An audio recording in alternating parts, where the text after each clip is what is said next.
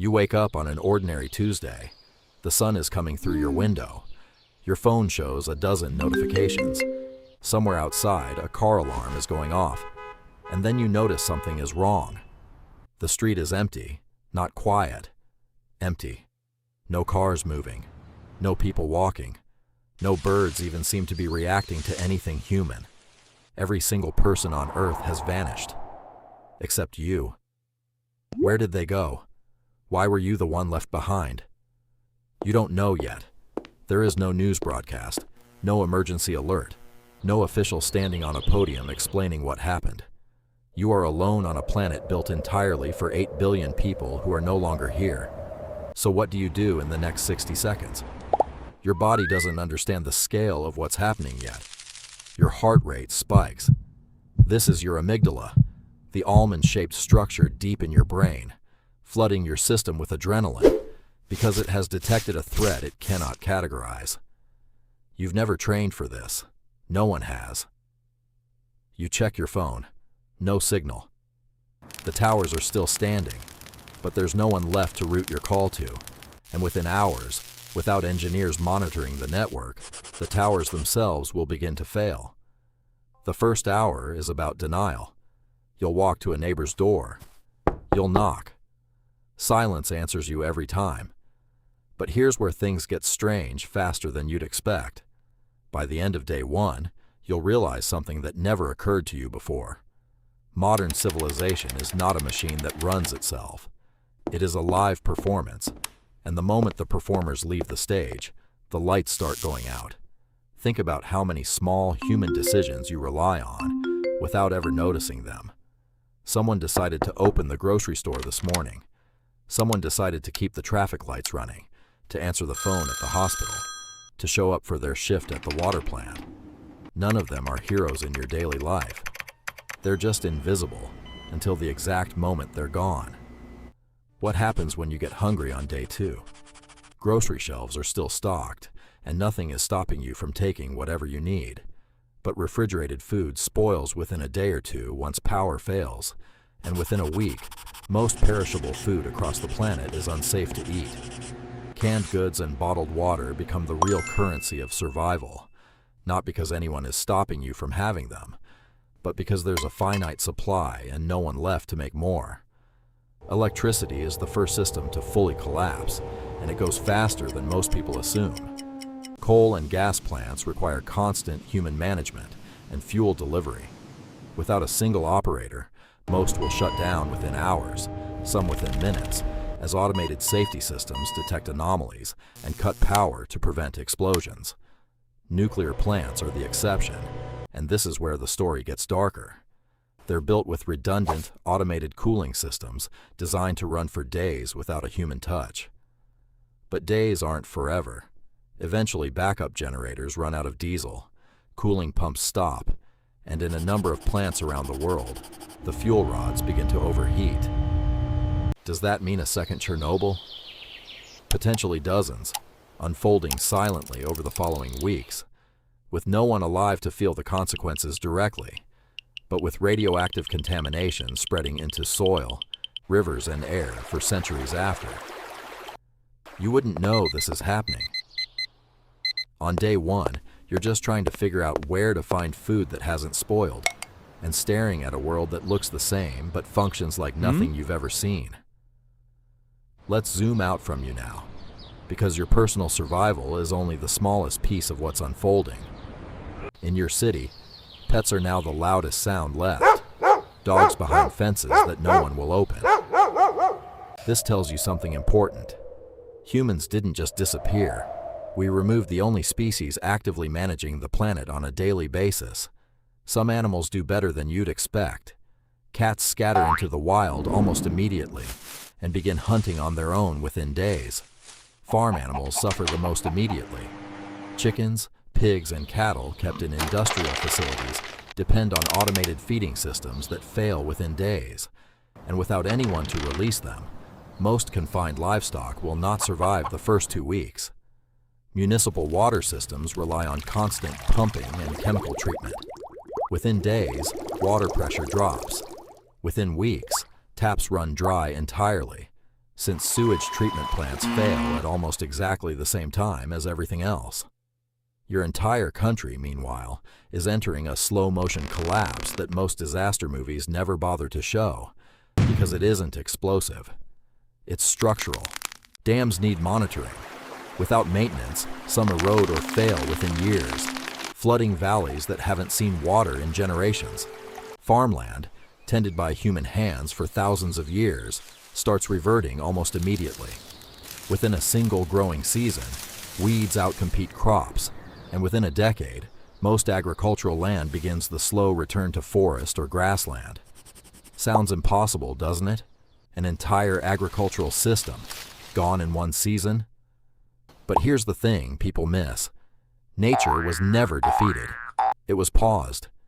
The moment humanity's daily maintenance stops, the pause ends.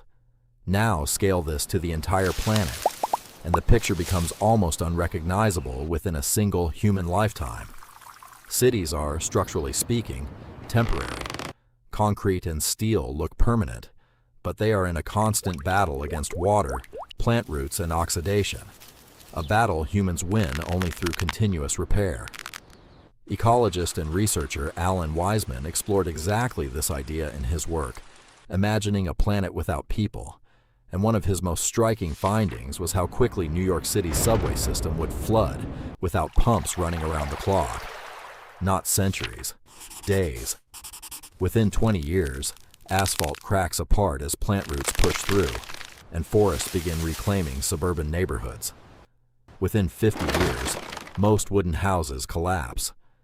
Within a few hundred years, steel bridges rust through and fail, and skyscrapers, no longer maintained against wind and water damage, begin failing from the inside out. But why would nature move so fast against structures we built to last generations? Because permanence was never really about the material. It was about the maintenance. Every building you've ever lived in has survived only because someone kept fixing it. Seals dry out, caulking cracks. Rain finds its way in. Within a decade of no repairs, water damage alone destroys the interior of most buildings, well before any dramatic collapse ever occurs. Now here's where the story takes a turn nobody expects. The moment where everything you thought you understood about this scenario gets flipped. You'd assume the biggest danger to remaining wildlife would be neglect. And yes, that immediate collapse is real and devastating for domesticated animals. But globally, across ecosystems, something shocking happens. Biodiversity doesn't decline. It explodes. This isn't speculation. We have direct evidence, because humanity has already run this experiment by accident. In 1986, following the Chernobyl nuclear disaster, humans evacuated a roughly 1,000 square mile area and never fully returned. Decades of research since then, including studies published by biologist Jim Smith and colleagues, have shown that despite radiation contamination, the Chernobyl Exclusion Zone became one of the richest wildlife habitats in Europe. Wolves, lynxes, wild boar, and rare bird species now thrive there in numbers higher than in many actively managed nature reserves. Read that again. An area poisoned by nuclear disaster became safer for wildlife than areas where humans were simply present and going about their normal lives. What does that tell you about the true cost of a fully active human civilization on this planet? It's not the buildings or even the pollution alone. It's us, simply existing, working, driving, farming, and building every single day at global scale. This is the twist most people never see coming. In a world with no humans, the planet doesn't grieve. Within a few centuries, most human structures are gone, swallowed by forest, coastline, or desert, and the sixth mass extinction currently underway, one driven overwhelmingly by human activity according to research summarized by conservation scientists like Gerardo Ceballos and Paul Ehrlich, simply stops in its tracks. Species we drove to the edge would, in many cases, begin to recover. On land, apex predators would return to former territories far faster than most people expect. Wolves, once eliminated from most of Western Europe and much of the United States, have already demonstrated in limited reintroduction programs, studied extensively by ecologist William Ripple, how quickly an ecosystem reorganizes itself once a top predator returns, a phenomenon called a trophic cascade, where changes ripple down through prey populations, vegetation, and even river systems. Now imagine that cascade happening everywhere, all at once, uninterrupted, for the first time in thousands of years. So why does this matter to you, alive right now, surrounded by people who very much still exist? Because it forces an uncomfortable question. What exactly is the relationship between human civilization and the planet we live on? For most of history, we told ourselves a story where humans are separate from nature, managing it, occasionally damaging it, but fundamentally external to it. This thought experiment reveals something different. We're not separate from the ecosystem. We're the single most disruptive keystone species this planet has ever hosted, more transformative in a few centuries than most natural forces are in millions of years. That doesn't mean human life is bad, or that civilization is a mistake. It means civilization is expensive, in a way we rarely think about, because someone has to run the machine every single day, just to keep the version of Earth we're used to.